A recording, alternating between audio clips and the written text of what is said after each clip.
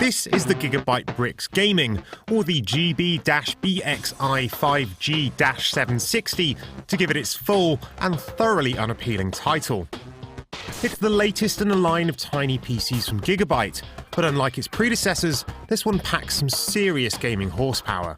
Despite only measuring a minuscule 128mm by 115mm, and with a height of just under 60mm, this new version of the Brix features a 2.8 GHz Core i5 processor and a custom NVIDIA GTX 760 graphics card with 6GB of memory.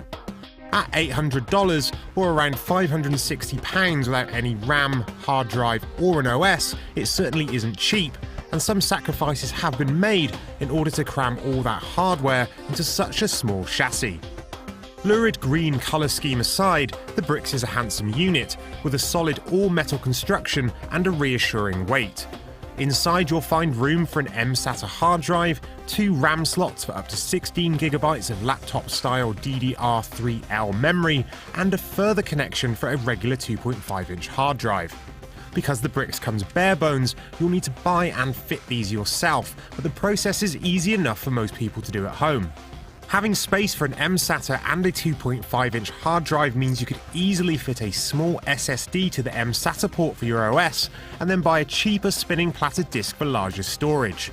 We kitted ours out with one of Kingston's HyperX Fury SSDs and 8GB of DDR3L RAM. The front of the Brix sports 2 USB 3 ports and a headphone microphone jack, while round the back there's Gigabit Ethernet, 2 more USB 3 sockets, plus 2 mini HDMI ports and mini display ports for driving up to 3 displays at a time. There's also a plug for the laptop-style 180-watt power brick. It's slightly disappointing the power supply isn't integrated, but given what's already crammed into the Brix, it's an understandable sacrifice, and at least the power brick is relatively small. How well the Brix runs games is affected in part by the RAM and hard disk you slot inside, but with the components we used, and for such a small machine, the results are largely impressive. We found that most games ran at around the 1080p 60 benchmark when run at medium to high settings, but the machine struggled with more taxing titles. Battlefield 4 ran very well at high settings, hitting 51 frames per second, while Unreal Engine-powered BioShock Infinite at high hit 59 frames per second. The system really struggled with Crysis 3 though, managing only 48 frames per second at medium, while Metro Last Light was unplayable at high settings. Only by switching down the game to normal did the game average around 60 frames per second. Those are still good results for such a small box though, and certainly in line with a mid-range gaming system. However, there's a price premium attached to having all those components housed in such a small box, and you could certainly build a comparable full-size system yourself for less money. You'll also have to put up with a lot of fan noise if you decide to pick up a Brix.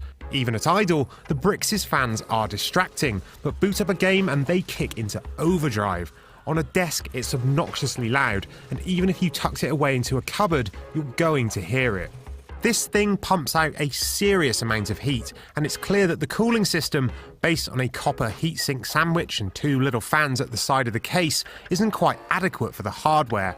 In our testing, the GPU core temperature was pushing over 80 degrees, which is very toasty, and sometimes caused the GPU to throttle back its core and memory speed to compensate.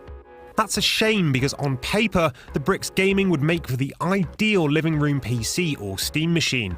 It performs admirably for its size, but despite its power, the Brix is hamstrung by inadequate cooling.